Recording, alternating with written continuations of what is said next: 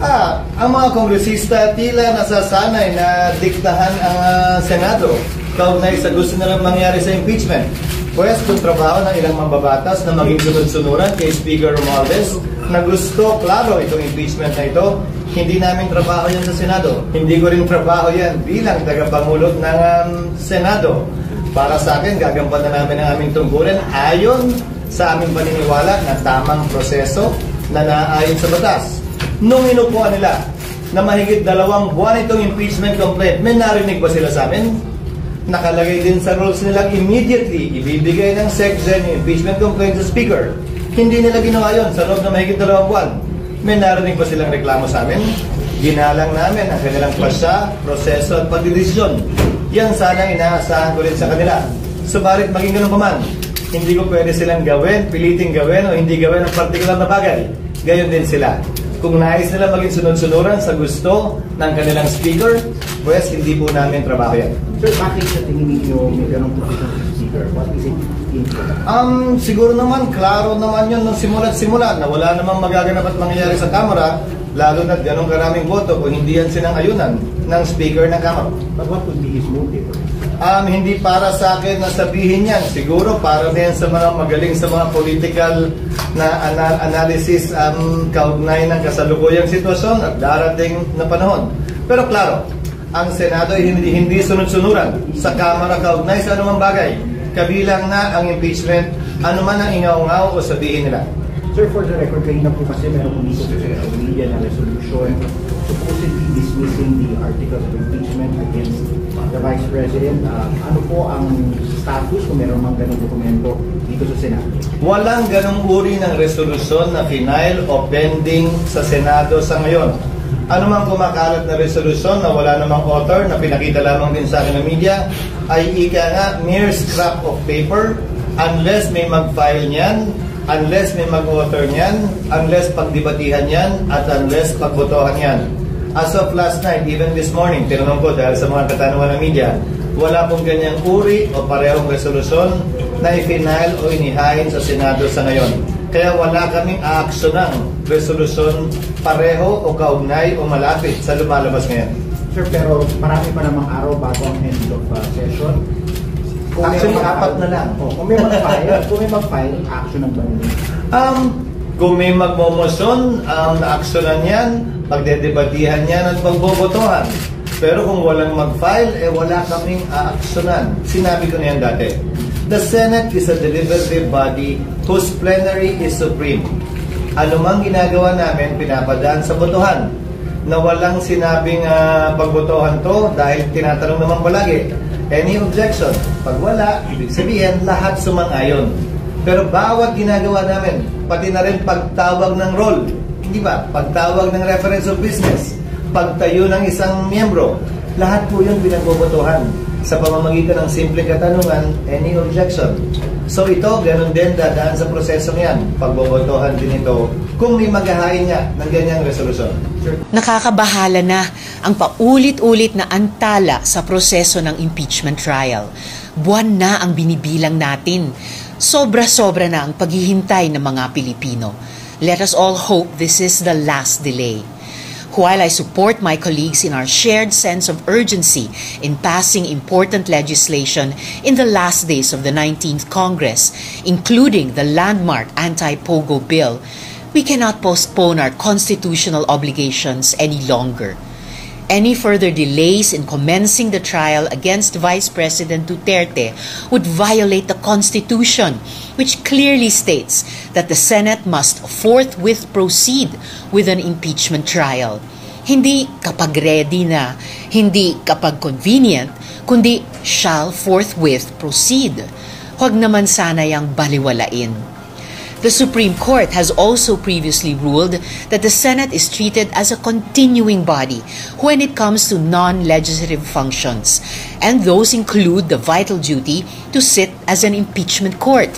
We owe it to the Filipino people to convene as an impeachment court and begin the proceedings at the soonest possible time. Anuman ang akusasyon laban kay Vice President Duterte, karapatan ng taong bayan na malaman at mahimay ang mga ito sa pamamagitan ng isang transparent na impeachment trial. Dapat harapin na ng Senado ang lahat ng ito sa lalong madaling panahon.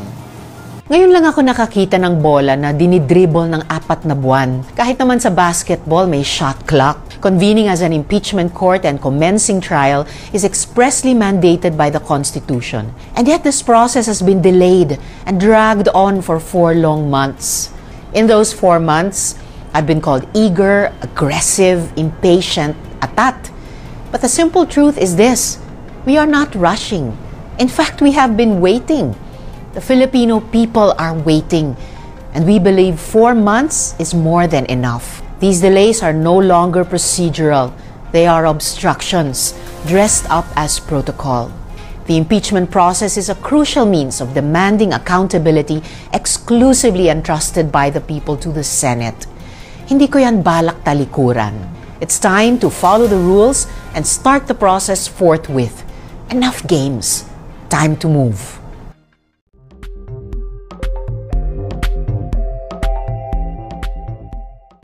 First question po, kamusta po yung bisita kay Tatay Digong and how is Tatay Digong now? Yes, una-una. Yes, okay lang yung visit. Na-late kami kanina, so 30 minutes late kami. So 1 oras na lang yung nagawa namin sa pagbisita namin. And pagdating namin, nag-aantay na siya. And masaya siya nung nakita niya kami kasi alam niya na nandun kami to celebrate pre-birthday with him and with my mother.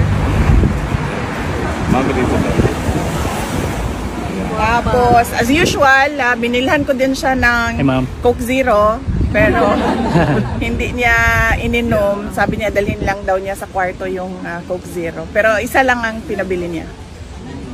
Meron daw ba kayong mga news from the Philippines na na-share sa kanya at ano yung mga reaction niya sa mga news na dala-dala niyo?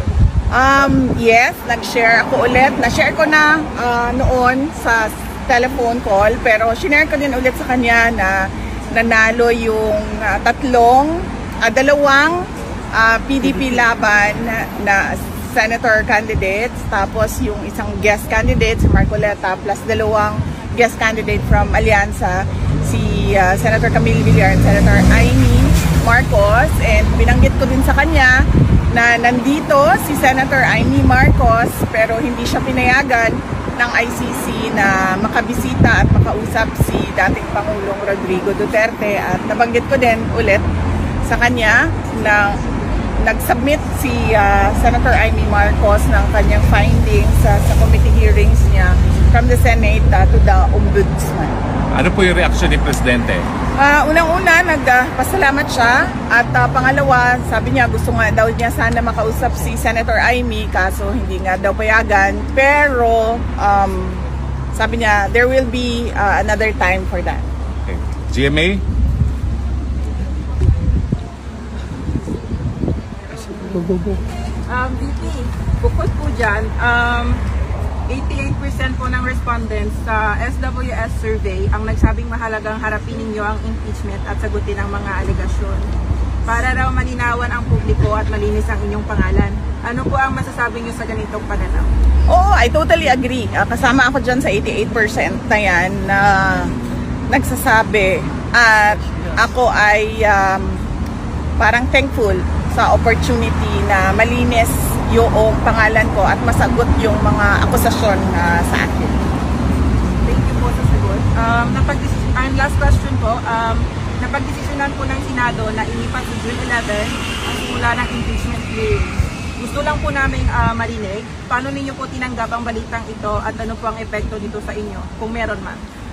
Wala naman siyang epekto sa akin, no? Nag-iisip lang ako kung ano yung epekto ng delay doon sa kaso, pero iiwan na natin yan sa mga lawyers namin, sa defense impeachment lawyers, para pag-isipan kung anong posibleng epekto nun sa kaso kung meron man. SMNI, Anton? Hi ma'am, kamusta po kayo? Napakabait ninyo ngayon. Nakikinig sila, nakikinig. Napakabait sila ngayon. Mabait kayo ngayon. Ay, kailangan magbait-baitan. Kailangan magkunwari. Kaya alam mo yung microphone, ma'am. Ma'am, tanong po ng SMNI, yung reaction nyo do, any reaction po sa gusto ni BBM na makipag-reconcile sa mga Duterte? Sabi niya ayaw niya raw ng gulo. Unang-una, hindi na muna siguro ako magsalita about reconciliation dahil hindi naman mahalaga siguro ang mga personal na problema ng mga tao, no? Ang mas mahalaga is yung taong bayan at yung bayan natin. Yes, ma'am. Thank you po. Ma'am, kasama niyo po si Senator Amy Marcos. Nagkita po sila ni Attorney Kaufman. Ano po yung naging role ni Senator Amy sa case po ni PRRD? Ay, wala po. Wala pong role si Senator Amy sa case ni former President Rodrigo Duterte. Nandito lang siya para kausapin si Attorney Kaufman. Kung ano man yun ang pag-usapan nila, wala ako doon. So, mas mahalaga siguro na makausap ninyo si Senator Amy Marcos. At ano yung isang tanong, sir? Yung role niya? Wala siyang role po. Either sa defense or doon sa ICC prosecution case, wala pong role si Senator Amy Marcos. Ito ma'am, last question na lang kasi ito kasi yung usap-usapan ngayon. Ewan ko lang kung pwede to. Kasi game po si Attorney Rowena Ganson na maging spokesperson mo. Kasunod yan ng pagkatalaga kay Attorney Abante bilang tagapagsalita sa ng House. While sa Malacanang, nandyan naman si Attorney Claire. Any comment po sa posibilidad na maging spokes niyo si Attorney Ganson? Opo. Hindi namin napag-usapan sa Office of the Vice President ang spokesperson. Pero saludo kami sa talino at tapang ni Attorney Rowena Ganson. So kung gusto niya magsalita, go lang ng go. Makikinig tayong lahat sa kanya. Now, siguro from the audience, one question. Ma'am, ang question po ma'am, kamusta po si Presidente? Mayroon po siyang mensahe para sa Pilipino na nasa labas? Yes, ang message niya is we are all ruled by destiny and I am here because of my destiny, whether rightly or wrongly. Yun ang sinabi niya. Thank you, ma'am. And isa pang update is napag-usapan din namin yung oath niya at pag-usapan daw nila ng lawyers niya kung paano gawin yung kanyang oath. Pero initially ang sinabi niya, I want set me free and I will take an oath. Yan yung yes! Ma'am, meron po kanta ang mga Pilipino para sa iyo. 1, 2, 3, go! Happy birthday to you. Happy birthday to you. Happy birthday, happy birthday. Happy birthday to you.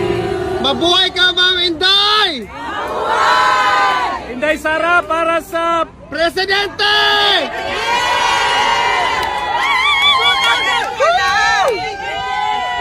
Mabuhay ka, ma'am. Mabait sila. Mabait talaga kayo ngayon. Ma'am, last reaction. Nagtataka ako. Bakit ang sobrang formal ninyo ngayon. Na-briefing naman. Ma'am, question. Ano tingin niyo sa bagong Duterte Street from Duterte Park and Duterte Forest? What do you think of the Duterte Street? Well, unang-una, mas okay dito dahil merong may shade, no? So, importante sa amin ni Alvin ang aming putis. Dahil unang-una, mataas ang incidence ng skin cancer at pangalawa, mahirap na magdagdagan ang mga melasma natin. So, okay siya. Mas palagay ko lang, maganda din siya dahil nakikita siya ng mga dumadaan na mga sasakyan. So, meron tayong increased awareness. Yes. Kasi doon, konti lang ang dumadaan na sasakyan at hindi nakikita by the street yung ginagawa. At marami pang pwedeng gawin, posibleng gawin na dito dahil mas malaki yung area. Yes. Ma'am, pwede ba additional, ma'am? Kasi naghihintay po ang taong bayan kung kailan daw makakauwi si PRRD. Actually, lahat tayo, no, nag-aantay kung kailan makauwi si President Duterte. At yun yung tinatrabaho ng kanyang mga lawyers na sana ay mangyari at the soonest possible time dahil kaming mga tiga Davao City ay kailangan namin ng mayor namin. Yes po. Ma'am, welcome back. We love you. Thank you, thank you. I'm happy to be back with all of you dahil lahat naman tayo dito ay nagpapakita ng suporta kay dating Pangulong Rodrigo Duterte. Kaya masaya ako na makasama kayo ulit. Although hindi natin gusto na pabalik-balik tayo dito sa The Hague, Netherlands dahil malungkot ang dahilan kung bakit tayo nandito lahat. Pero masaya din ako dahil nakikita ko yung bayanihan ng Filipinos at yung pagkakaisa natin sa kagustuhan natin na ibalik si Duterte at ibalik ang tunay na pagbabago. Ma'am, mabuhay ka, ma'am. Mabuhay Thank ka you, talaga. thank you. Ma'am And Elizabeth, mabuhay lahat ka. kayo ay invited bukas sa ating rally, ICC, Send Duterte Home. 9 a.m. to 12 noon sa Land Van Regan. Land Van Regan. Land Van Regan. Sige, kayo na magsabi. Mahirap siya i-pronounce. Doon tayo po. Pwede pa,